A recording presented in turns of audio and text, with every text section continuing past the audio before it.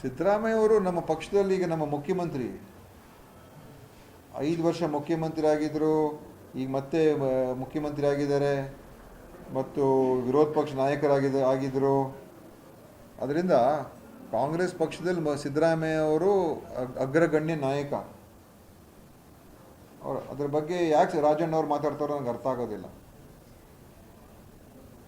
ಸಿದ್ದರಾಮಯ್ಯನವರು ನಮ್ಮ ಅಗ್ರಗಣ್ಯ ನಾಯಕ ಮತ್ತು ದೇಶದಲ್ಲೇ ಸಿದ್ದರಾಮಯ್ಯ ಅವ್ರ ಬಗ್ಗೆ ಒಂದು ಕಾಂಗ್ರೆಸ್ಗೆ ಹೆಮ್ಮೆ ಇರುವಂಥ ವಿಷಯ.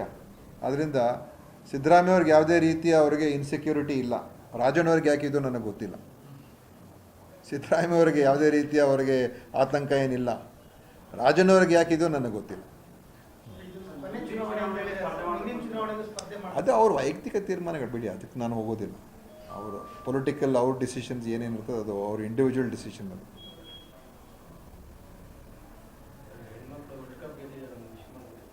ವಿಶ್ವ ಕ್ರಿಕೆಟ್ನಲ್ಲಿ ಇವತ್ತು ನಮ್ಮ ಭಾರತದ ದೇಶ ಮಹಿಳಾ ವಿಶ್ವಕಪ್ನಲ್ಲಿ ಗೆದ್ದಿರುವಂಥದ್ದು ಬಹಳ ಒಂದು ಎಲ್ರಿಗೂ ಹುರುಪು, ಸಂತೋಷ, ಉತ್ಸಾಹ ಬಂದಿದೆ. ಯಾಕಂದರೆ ಇದು 3ನೇ ಬಾರಿ ಅವರು ಫೈನಲ್ಸ್ಗೆ ಹೋಗಿರುವಂಥದ್ದು. ಹಿಂದೆ 2 ಬಾರಿ ಹೋಗಿ ಅವರು ಗೆಲ್ಲಕ್ಕಾಗಿರಲಿಲ್ಲ. ಆದ್ದರಿಂದ ಈ ಸಲ ಗೆದ್ದಿರುವಂಥದ್ದು ಮತ್ತು ಅವರ ಯಾವ ರೀತಿಯಾಗಿ ಅವರು ತಮ್ಮ ಒಂದು ಪ್ರದರ್ಶನ ಮಾಡಿದ್ದಾರೆ ಅದು ನಿಜವಾಗ್ಲೂ ಎಲ್ರಿಗೂ ಆಕರ್ಷಿಸಿದೆ. ಅಂದರೆ ಇವತ್ತು ಪುರುಷರಿಗೆ ಯಾವ ರೀತಿಯಾಗಿ ಕ್ರಿಕೆಟಲ್ಲಿ ಪುರುಷರಿಗೆ ಮಾತ್ರ ಅವಕಾಶ, ಅಂದರೆ ಅವ್ರಿಗೆ ಹೆಚ್ಚು ಆಕರ್ಷಣೆ ಇದೆ, ಮಹಿಳೆಯರಿಗೆ ಅಷ್ಟಿಲ್ಲ ಅಂತ ಒಂದು ಹಿಂದೆ ಎಲ್ಲ ಇತ್ತು. ಆದರೆ ಈಗ ಸರಿ ಸಮಾನವಾಗಿ ಬರ್ತಾ ಇರ್ತಕ್ಕಂಥದ್ದು ಮತ್ತು ಯಾವ ಛಲದಿಂದ ಆಟ ಆಡಿದ್ದಾರೆ ಎಲ್ಲ ಪ್ಲೇಯರ್ಸು, ಒಬ್ಬರಿಬ್ಬರು ಅಂತ ಅಲ್ಲ, ಎಲ್ಲ ಇಡೀ ಟೀಮು ಆಡಿರುವಂಥದ್ದು ನೋಡಿದಾಗ ನಿಜವಾಗ್ಲೂ ನಮಗೆ ಹೆಮ್ಮೆ ಆಗ್ತದೆ. ನಮ್ಮ ಮಹಿಳೆಯರು ಇವತ್ತು ಕ್ರಿಕೆಟ್ ಇವತ್ತು ಒಂದು ಮಹಿಳೆಯರ ಕ್ರೀಡೆ ಆಗಿರುವಂಥದ್ದು ಒಂದು ಬದಲಾವಣೆ ದೇಶದಲ್ಲಿ ಆಗಿದೆ.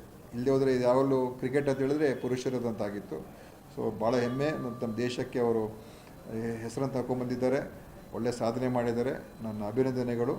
ಮತ್ತು ಇದರ ಮುಖಾಂತರ ಇನ್ನೂ ಹೆಚ್ಚು ಮಹಿಳೆಯರು ಈ ಕ್ರೀಡೆಗಳಿಗೆ ಹೆಚ್ಚಾಗಿ ಭಾಗವಹಿಸುವಂಥದ್ದಕ್ಕಾಗತ್ತೆ ಅಂತ ನನಗೆ ವಿಶ್ವಾಸ ಬಂತು. ಓಕೆ, ಯಾರು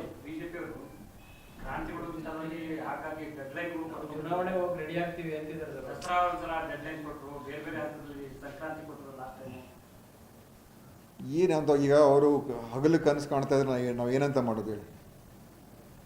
ಭ್ರಮೆಯಲ್ಲಿದ್ದರೆ ನಾವು ಅದಕ್ಕೇನು ಉತ್ತರ ಕೊಡೋಕ್ಕಾಗೋದಿಲ್ಲ. ಯಾಕಂದರೆ ಅವರಲ್ಲಂತೂ ಏನೂ ಇಲ್ಲ, ಅವರ ಪಕ್ಷದಲ್ಲಿ ನಾಯಕತ್ವ ಇಲ್ಲ, ಅವರ ಪಕ್ಷದಲ್ಲಿ ಇವತ್ತು ಒಂದು ಕಾರ್ಯಕ್ರಮ ಇಲ್ಲ.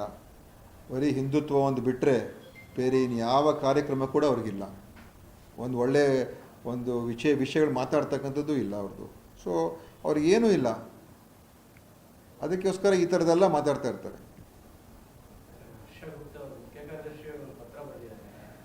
ಆರೋಗ್ಯ ಇಲಾಖೆ ಸಚಿವಾಲಯದ ಅಧಿಕಾರಿಗಳು ಸಮರ್ಥವಾಗಿ ಕೆಲಸ ಮಾಡ್ತಾ ಇಲ್ಲ, ಫೈಲ್ಸ್ಗಳನ್ನು ಸರಿಯಾಗಿ ನಡೆಸ್ತಾ ಇಲ್ಲ, ಸೂಚನೆ ಕೊಟ್ಟರು ಕೂಡ ವಿಷಯ ಗೊತ್ತಿರ್ತಕ್ಕಂಥ ಅಧಿಕಾರಿಗಳಿಲ್ಲ ಅಂತೇಳಿ ನಿಯೋಜನೆ ಮಾಡಿ ಮುಖ್ಯ ಕಾರ್ಯದರ್ಶಿ ಬರೆದಿದ್ದಾರೆ. ಇಲಾಖೆ ಕಾರ್ಯದರ್ಶಿ ಬಗ್ಗೆ ಒಂದು ಆಕ್ಷೇಪ ಕೊಟ್ಟಿದ್ದಾರೆ. ಸೆಕ್ರೆಟೇರಿಯೇಟ್ ಬಗ್ಗೆ ಏನಿದೆ ಅಲ್ಲಿ ಸ್ವಲ್ಪ ಅವ್ರಿಗೆ ಅಲ್ಲಿ ಯಾವ ಇದಾಗಿ ಅಲ್ಲಿ ಕೆಲಸ ಆಗಬೇಕು. ಅದು ಇನ್ನೂ ಯಾಕೆ ಇವೆಲ್ಲ ದೊಡ್ಡ ದೊಡ್ಡ ಇಲಾಖೆಗಳು ತುಂಬ ಹೆಚ್ಚು ಕಡತಗಳೆಲ್ಲ ಇರ್ತದೆ. ಅದು ಸರಿಯಾದ ಸಮಯಕ್ಕೆ ಅದು ಮೂಮೆಂಟ್ ಆಗದೆ ಹೋದರೆ ಭಾಳ ಸಮಸ್ಯೆಗಳಾಗುತ್ತೆ. ಅದರಿಂದ ಸೆಕ್ರೆಟೇರಿಯೇಟಲ್ಲಿ ಇರುವಂಥ ವ್ಯವಸ್ಥೆಗಳು ಸ್ವಲ್ಪ ಸರಿ ಹೋಗಬೇಕು ಅಂತ ಅವರು ಮುಖ್ಯ ಕಾರ್ಯದರ್ಶಿಗೆ ಬರೆದಿದ್ದಾರೆ. ಇನ್ನು ಸ್ವಲ್ಪ ನಮಗೆ ಇಲ್ಲಿ ಬೇರೆ ಅಧಿಕಾರಿಗಳು, KS ಅಧಿಕಾರಿಗಳೆಲ್ಲ ಬೇಕು ಅಂತ ಹೇಳಿದ್ದಾರೆ.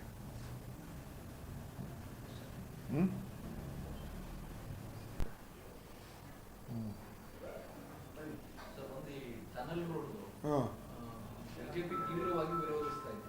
ಬಟ್ ಅದಕ್ಕೆ ಪರಿಹಾರ ಏನು, ಟ್ರಾಫಿಕ್ ಅನ್ನೋ ಬಗ್ಗೆ ಅವರ ಹತ್ರ ಹೋಗ್ತಾ ಇಲ್ಲ. ಇದು ರಾಜಕೀಯ ವಿರೋಧನ ನೋಡಿ. ಇವತ್ತು ಯಾವುದೇ ಪರಿಹಾರಗಳು BJP ಅವ್ರ ಕಾಲದಲ್ಲಿ BJP ಆಡಳಿತ ಇದ್ದಾಗ ಏನು ಬೆಂಗಳೂರು ಮಾಡಲಿಲ್ಲ. ಹಿಂದೆ ನಮ್ಮ ಸರ್ಕಾರ ಇದ್ದಾಗ ನಾವು ಹೆಬ್ಬಾಳಿಂದ ಸ್ಟೀಲ್ ಬ್ರಿಡ್ಜನ್ನು ಕಟ್ತೀವಿ ಅಂತ ಹೇಳಿ, ಫ್ಲೈಓವರನ್ನು ಕಟ್ತೀವಿ ಅಂತ ಹೇಳಿದಾಗ ಅದಕ್ಕೂ ಎಲ್ಲ ಈ BJP ಮುಖಂಡರುಗಳು, ಆರ್ ಅಶೋಕು, ಇದೇ ಎಲ್ಲ ಲೀಡರ್ಗಳು, ಅವಾಗ ರಾಜೀವ್ ಚಂದ್ರಶೇಖರ್ ಕೂಡ ಇದ್ದರು, ಎಲ್ಲ ವಿರೋಧ ಮಾಡಿ ಜನರಿಗೆ ದಾರಿ ತಪ್ಪಿಸಿ ಇವತ್ತು ಆ ಪ್ರಾಜೆಕ್ಟ್ ಬರದೇ ಇರೋ ಥರ ಮಾಡೋದು, ಇಲ್ಲದ ಇಷ್ಟೊತ್ತಿಗೆ ಮುಗಿದೋಗಿರೋದು. ನಾವು ಅವತ್ತು 2017-18 ಇಸ್ವಿ ಶುರು ಮಾಡಿದ್ದಿದ್ರೆ ಇಷ್ಟೊತ್ತಿಗೆ ಮುಕ್ತಾಯ ಹಂತಕ್ಕೆ ಬಂದಿರೋದು. 7 ವರ್ಷ ಆಗೋಯಿತು.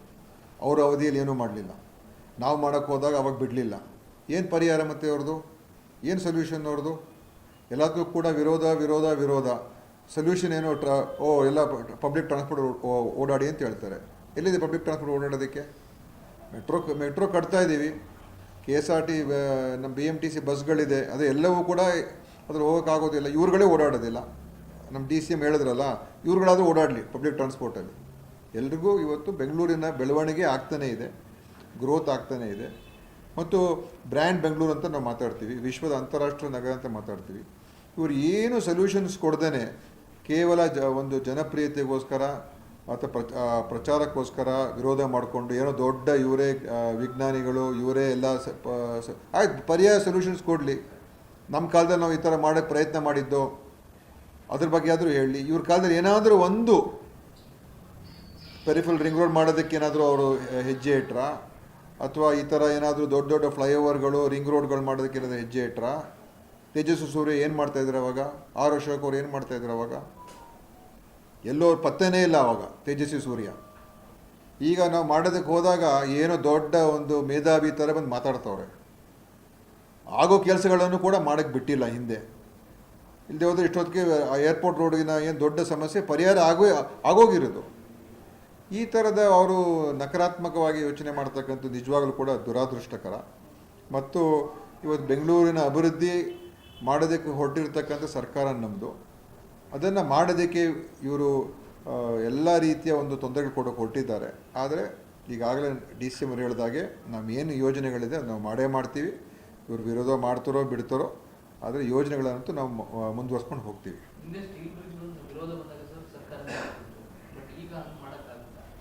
ನೋಡಿ ಹಿಂದೆ ನೋಡಿ ಅದೇನು ಹೇಳಿದ್ನಲ್ಲ, ಅವತ್ತಿನ ಕಾಲದಲ್ಲಿ ಆ ಬ್ರಿಡ್ಜನ್ನು ಮಾಡೋಕ್ಕೆ ಹೋದಾಗ ಇವ್ರು ಬಿಡಲಿಲ್ಲ. ಇವರು ಅಧಿಕಾರಕ್ಕೆ ಬಂದಾಗ ಪರ್ಯಾಯವಾಗಿ ಏನೂ ಆಲೋಚನೆ ಮಾಡಲಿಲ್ಲ, ಝೀರೋ, ಶೂನ್ಯ. ಆಯಿತಾ?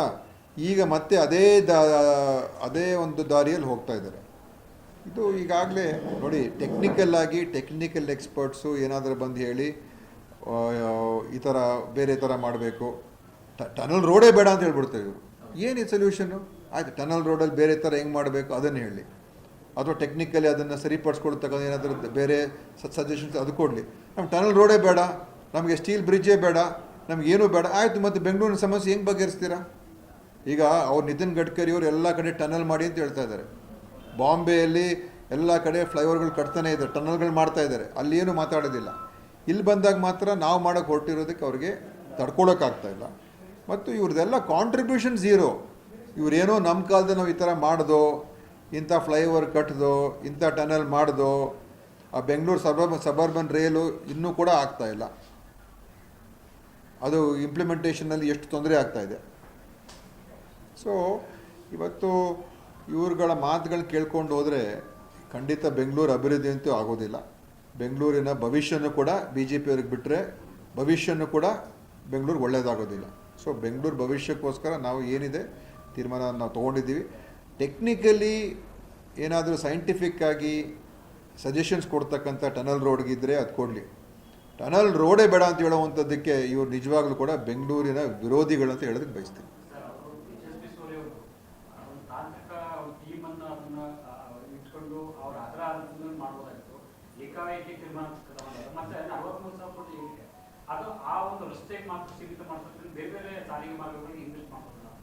ನೋಡಿ ಇವ್ರದೆಲ್ಲ ಈ ಥರ ಇದು ಮಾಡಿ ಇದು ಬಿಟ್ಟು ಇನ್ನೊಂದು ಮಾಡಿ ಅದು ಬಿಟ್ಟು ಆಯ್ತು ಮೆಟ್ರೋ ಯಾಕೆ ಮಾಡಬೇಕು? ಮತ್ತೆ ಅಷ್ಟು ದುಡ್ಡು ಮೆಟ್ರೋ ಮೇಲೆ ಖರ್ಚು ಮಾಡೋ ಬದಲು ಬೇರೆದೇನೋ ಮಾಡ್ಬೋದಾಗಿತ್ತಲ್ಲ. ಮೆಟ್ರೋ ಯಾವಾಗ ಶುರು ಆಗಿತ್ತು?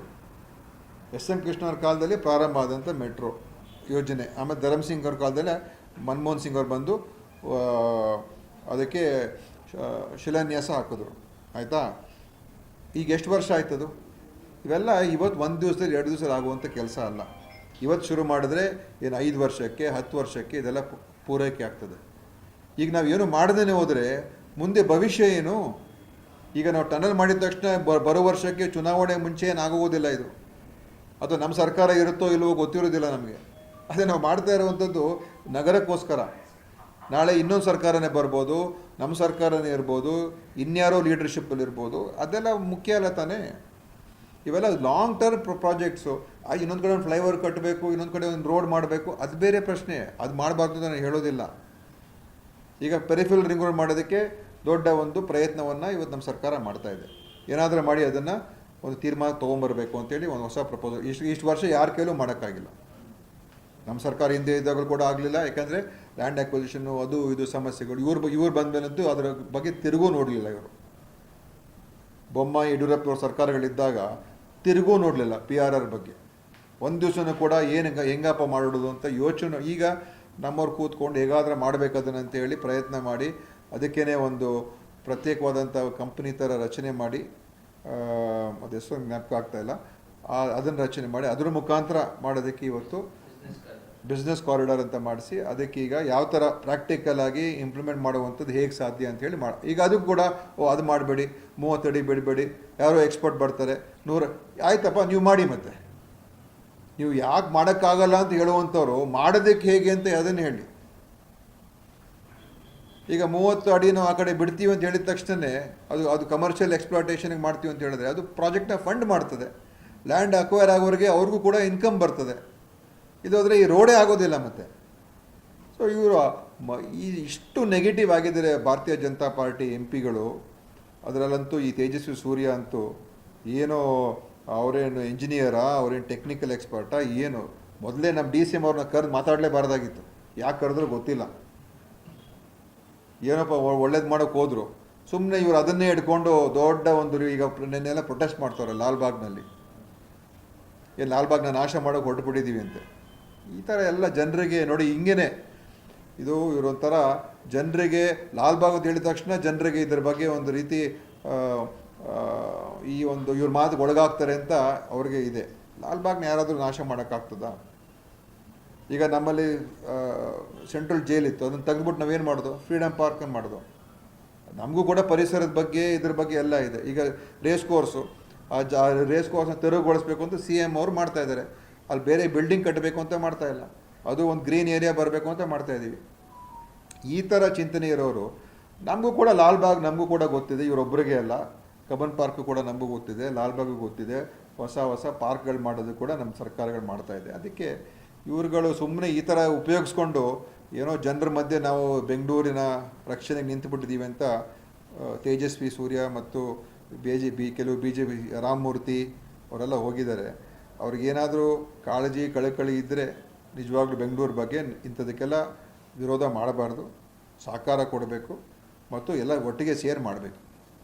RSS ನಿರ್ಬಂಧ ವಿಚಾರಕ್ಕೆ ಮೊದಲನೇ ಬಾರಿ ಪ್ರತಿಕ್ರಿಯೆ ಕೊಟ್ಟಿದೆ ಹೊಸಬಾಡಿ ಅವರು. ಒಪ್ಕೊಂಡ ಮೇಲೆ ಇದನ್ನ ಬ್ಯಾನ್ ಮಾಡ್ತೀವಿ ಅಂತ ಮಲ್ಲಿಕಾರ್ಜುನ್ ಖರ್ಗೆ ಅವರು ಹೇಳೋದು ಸರಿಯಾ? ಅವರು ಮಲ್ಲಿಕಾರ್ಜುನ್ ಖರ್ಗೆ ಹೇಳೋದು ಅಂಥದ್ದು ಬೇರೆ. ಅವ್ರು ಹೇಳಿದ್ರು ಅವ್ರು ಬ್ಯಾನ್ ಮಾಡಿ ಅಂತ ಏನು ಹೇಳಲಿಲ್ಲ.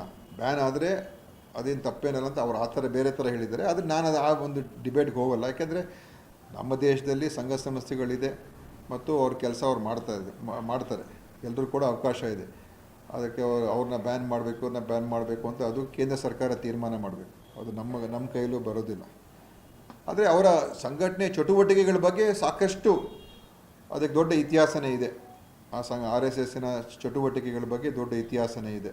ಸ್ವತಂತ್ರ ಪೂರ್ವದಲ್ಲಿ, ಸ್ವತಂತ್ರ ನಂತರ ಕೂಡ ಅವರು ಯಾವುದೇ ಪ್ರಗತಿಪರ ಚಿಂತನೆಗೆ ಇದುವರೆಗೂ ಕೂಡ ಸಹಕಾರ ಕೊಟ್ಟಿಲ್ಲ. ಅದು ಯಾವುದೇ ಒಂದು ಏನು ಅನೇಕ ಒಂದು ಈ ಕೋಮುವಾದ ಬೆಳೆಸೋದಕ್ಕೆ ಆ ಸಂಘಟನೆ ದೊಡ್ಡ ಒಂದು ಪಾತ್ರ ವಹಿಸಿದೆ. RSSನಿಂದ ಪ್ರೇರಿತರಾಗಿರ್ತಕ್ಕಂಥ ಅನೇಕ ಜನ ಹಿಂಸಾತ್ಮಕ ಘಟನೆಗಳು ಮಾಡ್ತಾರೆ ಈ ದೇಶದಲ್ಲಿ. ಮಹಾತ್ಮ ಗಾಂಧಿಯ ಕೊಲೆಯಿಂದ ಹಿಡಿದು ಅನೇಕ ಹಿಂಸಾತ್ಮಕ ಘಟನೆಗಳಿಗೆ ಅದು RSSನ ಒಂದು ಸಿದ್ಧಾಂತದ ಪ್ರೇರಿತರಾಗಿ ಮಾಡಿರ್ತಕ್ಕಂಥದ್ದು ಕೂಡ ಇದೆ. ಸೊ ಇದೆಲ್ಲ ಇತಿಹಾಸದಲ್ಲಿ ಇದೆ. ಅದರಿಂದ ಆ ಸಂಸ್ಥೆ ಅದು ಒಂದು ಫ್ಯಾಸಿಸ್ಟ್ ಸಂಸ್ಥೆ, ಒಂದು ಕೋಮುವಾದಿ ಸಂಸ್ಥೆ. ಅದು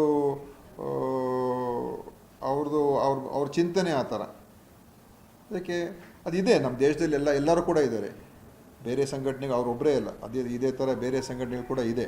ಅದಕ್ಕೋಸ್ಕರ ಸಂವಿಧಾನದಲ್ಲಿ ಅವಕಾಶ ಕೊಟ್ಟಿದೆ, ಅದರ ಪ್ರಕಾರ ಅವರು ಇದ್ದಾರೆ.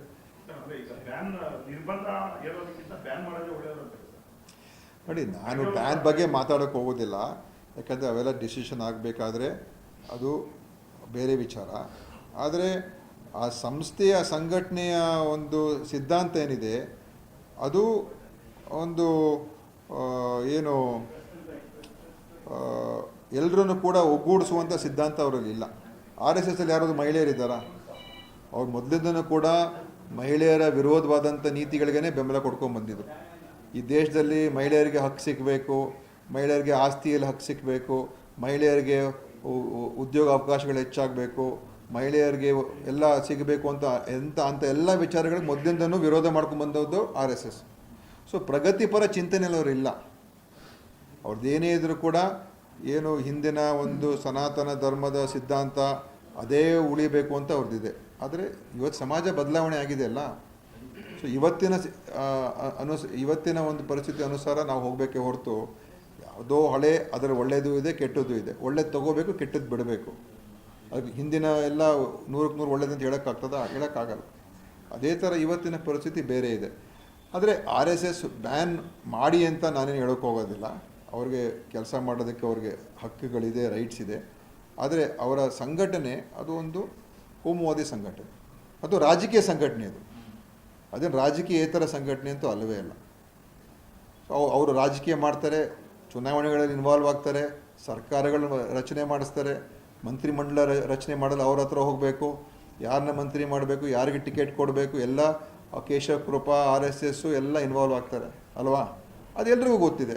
ಸೊ ಅದಕ್ಕೆ ಯಾಕೆ ಅವರು ನಮಗೂ ರಾಜಕೀಯಕ್ಕೆ ಸಂಬಂಧ ಇಲ್ಲ ಅಂತ ಹೇಳ್ಕೋಬೇಕು? ಸುಳ್ಳು ಯಾಕೆ ಕೇಳಬೇಕು? ಅವರು ಆರ್ ಎಸ್ ಎಸ್ನವರು ಕಪಟತನ ಇರಬಾರ್ದು, ನೇರವಾಗಿ ಹೇಳ್ಬಿಡ್ಬೇಕು, ನಾವು ರಾಜಕೀಯದಲ್ಲಿ ಇದ್ದೇವೆ. ಹಿಪೋಕ್ರಸಿ ಯಾಕೆ? ನಮಗೂ ರಾಜಕೀಯಕ್ಕೆ ಸಂಬಂಧ ಇಲ್ಲ, B J P R S S ಎಲ್ಲ ಒಂದೇ, ಮತ್ತು ಸಂಬಂಧ ಇಲ್ಲ ಅಂತ ಯಾಕೆ ಹೇಳ್ಕೋಬೇಕು? ಒಪ್ಕೊಳ್ಳಿ ನೀವು. ನಾವೊಂದು ಪೊಲಿಟಿಕಲ್ ಆರ್ಗನೈಸೇಷನ್ನು, ನಾವು ಪೊಲಿಟಿಕ್ಸಲ್ಲಿ ಇನ್ವಾಲ್ವ್ ಆಗ್ತೀವಿ, ಎಲೆಕ್ಷನಲ್ಲಿ ಕ್ಯಾಂಪೇನ್ ಮಾಡ್ತೀವಿ, ಎಲೆಕ್ಷನ್ ಪ್ರಚಾರದಲ್ಲಿ ನಾವೆಲ್ಲ ಹೋಗ್ತೀವಿ, ನಮ್ಮವರೆಲ್ಲ ಬಿ ಜೆ ಪಿಯ ಮಂತ್ರಿಗಳಾಗಿದ್ದಾರೆ, ಆಫೀಸ್ ಬೇರರ್ಸ್ ಆಗಿದ್ದಾರೆ, ಒಪ್ಕೊಳ್ಬೇಕು ತಾನೆ. ಸುಳ್ಳು ಯಾಕೆ ಕೇಳಬೇಕು ಅಂತ? ಸುಳ್ಳು ಹೇಳುವಂಥ ಅವಶ್ಯಕತೆ ಇಲ್ಲ. ನಾನು ಹೇಳೋದು ಆರ್ ಎಸ್ ಎಸ್ಗೆ ಅವ್ರು ನಾವು ಪೊಲಿಟಿಕಲ್ ಆರ್ಗನೈಸೇಷನ್ ಅಲ್ಲ ಅಂತ ಹೇಳಿದ್ರೆ ಅವ್ರು ಸುಳ್ಳು ಹೇಳ್ತಾ ಇದ್ದಾರೆ, ಮುಚ್ಚಿಡ್ತಾ ಇದ್ದಾರೆ. ಅವ್ರ ಮೆಂಬರ್ಸ್ ಯಾರು, ಅದು ಯಾರ ಹತ್ರ ಪಟ್ಟಿ ಇಲ್ಲ. ಆರ್ ಎಸ್ ಎಸ್ನಲ್ಲಿ ಮೆಂಬರ್ಸ್ ಯಾರು, ಆರ್ ಎಸ್ ಎಸ್ಸಲ್ಲಿ ಯಾರ್ಯಾರಿದ್ದಾರೆ, ಏನು ಇಡೀ ದೇಶದಲ್ಲಿ ಯಾರಿಗೂ ಗೊತ್ತಿಲ್ಲ. ಭಾಳ ಗೌಪ್ಯವಾಗಿ ಅವರು ನಿರ್ವಹಣೆ ಮಾಡ್ತಾರೆ. ಸೊ ಓಪನ್ ಆಗಿರಲಿ. ನಾವು ಮತ್ತು ಆ ಹಿಪೋಕ್ರಸಿ ಬೇಡ ಅಂತ ನಾನು ಹೇಳೋದು. ನಮಗೂ ರಾಜಕೀಯಕ್ಕೆ ಸಂಬಂಧ ಇಲ್ಲಪ್ಪ, ನಾವೇನು ರಾಜಕೀಯದಲ್ಲಿ ಇಲ್ಲಪ್ಪ ಅಂತ ಯಾಕೆ ಹೇಳ್ಕೋಬೇಕು? ಅವರು ರಾಜಕೀಯದಲ್ಲಿ ಇದ್ದಾರೆ, ರಾಜಕೀಯ ಮಾಡ್ತಾರೆ, ರಾಜಕೀಯದಲ್ಲಿ ಪೂರ್ತಿ ಅವ್ರದ್ದು ಇನ್ವಾಲ್ವ್ಮೆಂಟ್ ಎಲ್ಲ ಪೊಲಿಟಿಕ್ಸ್. ಸಂಚಲನ ವಿಚಾರ ಸರ್ಕಾರ ಮತ್ತು ಆರ್ ಎಸ್ ಎಸ್ ನಡುವೆ ಪ್ರತಿಷ್ಠೆ ಆಗಿದೆ ಅಂತ ಚಿತ್ತಾಪುರದಲ್ಲಿ ಅನುಮತಿ ಕೋರ್ಟ್ ತನಕ ಹೋಗಿದೆ. ಈಗ ಯಾದಗಿರಿಯಲ್ಲಿ ಕೂಡ ಅದೇ ರೀತಿ ಇಶ್ಯೂ ಆಗಿದೆ. ಆರ್ ಎಸ್ ಎಸ್ ಅವ್ರು ಕೇಳಿದ್ದೀನ, ಬೇರೆಯವರು ಕೂಡ ಅವತ್ತೇ ಬೇಕು ಅಂತೇಳಿ ನೋಡಿ. ಅದು ಸರ್ಕಾರ ಪ್ರೇರಿತ. ಆರ್ ಎಸ್ ಎಸ್ ಅವರು ರಾಜಕೀಯ ಸಂಘಟನೆ ಆಗಿಲ್ಲದೆ ಹೋಗಿದ್ದಿದ್ರೆ ಈ ಸಮಸ್ಯೆ ಆಗ್ತಾ ಇರಲಿಲ್ಲ. ಅವರು ಒಂದು ರಾಜಕೀಯ ಸಂಘಟನೆ ಆಗಿರೋದ್ರಿಂದ, ರಾಜಕೀಯದಲ್ಲಿ ಪೂರ್ತಿಯಾಗಿ ಅವರು ಇನ್ವಾಲ್ವ್ ಆಗೋದ್ರಿಂದ ಈ ಸಮಸ್ಯೆ ಬಂದೇ ಬರ್ತದೆ. ಮತ್ತು ಆವಾಗ ಕಾನೂನು ಪ್ರಕಾರ ಹೋಗಬೇಕು, ಪರ್ಮಿಷನ್ ತೊಗೋಬೇಕು. ಪರ್ಮಿಷನ್ ತೊಗೊಳ್ದೇನೆ ಹೋದರೆ ಆವಾಗ ನ್ಯಾಚುರಲಿ ತೊಂದರೆಗಳಾಗ್ತದೆ. ಕಾನೂನಿಗಿಂತ ದೊಡ್ಡವರು ಯಾರೂ ಇಲ್ಲ. ಸೊ ಕಾನೂನು ಪ್ರಕಾರ ಹೋಗಬೇಕು. ಅವರು ಯಾವುದೋ ಒಂದು ಸಾರ್ವಜನಿಕ ಸ್ಥಳ ಉಪಯೋಗಿಸ್ಕೋಬೇಕು, ಅಥವಾ ರಸ್ತೆಯಲ್ಲಿ ನಾವು ಪಥಸಂಚಲನ ಮಾಡಬೇಕು, ಏನೇ ಇದ್ರೂ ಕೂಡ ಪರ್ಮಿಷನ್ ತೊಗೋಬೇಕು. ಪರ್ಮಿಷನ್ ಕೊಡ್ತಾರೆ, ಹೋಗಬೇಕು. ನಮಗೆ ಪರ್ಮಿಷನ್ನೇ ನಾವು ಕೇಳೋದಿಲ್ಲ, ನಾವು ಮಾಡೇ ಮಾಡ್ತೀವಿ, ನಮ್ಮನ್ನು ಯಾರೂ ತಡೆ ಹಿಡಿಬಾರ್ದು. ಅದು ಹೇಳೋದಕ್ಕೆ ಅವ್ರಿಗೆ ರೈಟ್ಸ್ ಇಲ್ಲ. ಪಥಸಂಚಲನ ಮಾಡೋದಕ್ಕೆ ರೈಟ್ಸ್ ಇದೆ, ಆದರೆ ಕಾನೂನು ಕ್ರಮಬದ್ಧವಾಗಿ ಮಾಡಬೇಕು.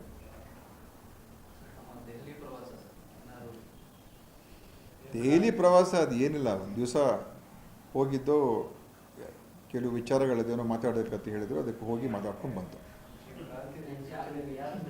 ಏನಿಲ್ಲಪ್ಪ, ಅದು ಎಲ್ಲಿದೆ ಎಲ್ಲ. ಈಗ ನವಂಬರ್ ತಿಂಗಳಲ್ಲಿ ಇದ್ದೀವಿ, ಎಲ್ಲ ಅವ್ರವ್ರ ಕೆಲಸದಲ್ಲಿ ಇದ್ದಾರೆ. ಯಾವ ಕ್ರಾಂತಿನೂ ಇಲ್ಲ, ಯಾವುದೂ ಇಲ್ಲ. ನಾವು ಯಾರಿಗೂ ಭೇಟಿ ಬರ್ತೀವಪ್ಪ, ಅದೆಲ್ಲ ಹೇಳೋಕ್ಕಾಗ್ತದಾ?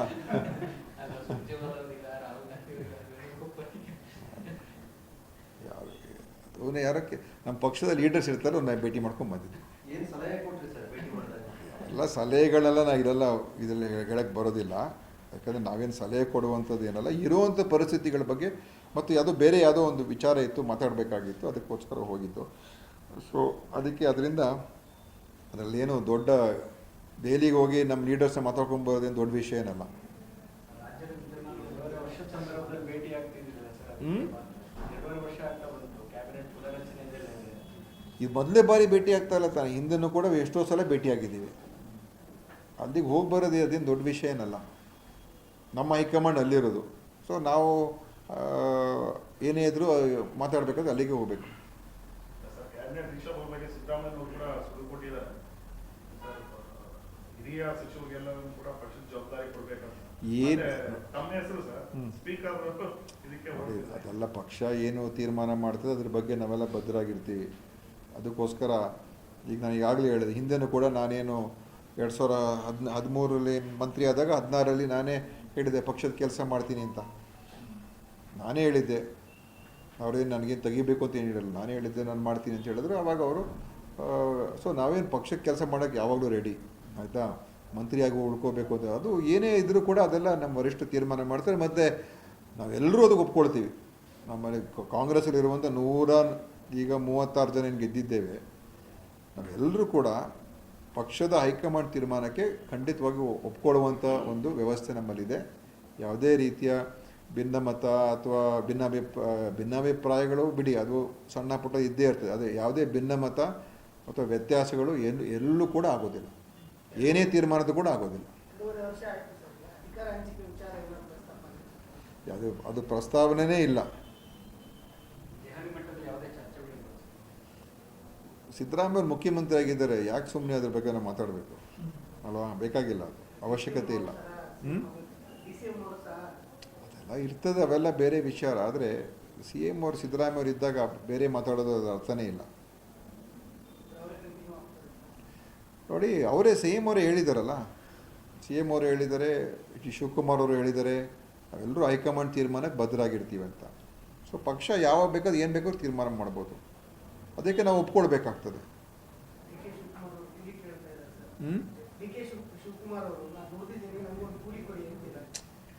ಎಲ್ಲರೂ ದುಡ್ದಿದ್ದಾರಪ್ಪ, ಎಲ್ಲರೂ ದುಡ್ದಿದ್ದಾರೆ. ಎಲ್ಲ ಅವ್ರವ್ರ ಹಂತದಲ್ಲಿ ಅವ್ರವ್ರ ಕೆಲಸ ಮಾಡಿದ್ದಾರೆ.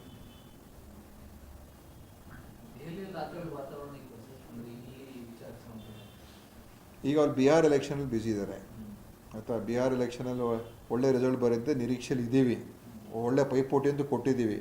ಅವರೆಲ್ಲ ರೀತಿಯ NDA ಅವರು, ಮೋದಿ ಸರ್ಕಾರ ಎಲ್ಲ ರೀತಿಯ ಪ್ರಯತ್ನಗಳು ಮಾಡಿದ್ದಾರೆ ನಾವು ಗೆಲ್ಲಬಾರ್ದು ಅಂತ. ಎಲೆಕ್ಷನ್ ಕಮಿಷನಿಂದ ಹಿಡಿದು ಹಣ ಕೊಟ್ಟಿದ್ದಾರೆ, ನೇರವಾಗಿ ಸರ್ಕಾರ ದುಡ್ಡನ್ನು ಚುನಾವಣೆಗಿಂತ ಮುಂಚೆ ಅಲ್ಲಿರೋ ಹೆಣ್ಮಕ್ಳಿಗೆ 10,000 ಡೆಪಾಸಿಟ್ ಮಾಡಿದ್ದಾರೆ. ಇಂಥ ದೊಡ್ಡ ಮೋಸ ಮಾಡ್ತಕ್ಕಂಥ, ಭ್ರಷ್ಟಾಚಾರ ಮಾಡ್ತಕ್ಕಂಥ, ಇದು ಲೀಗಲೈಸ್ ಕರಪ್ಷನ್.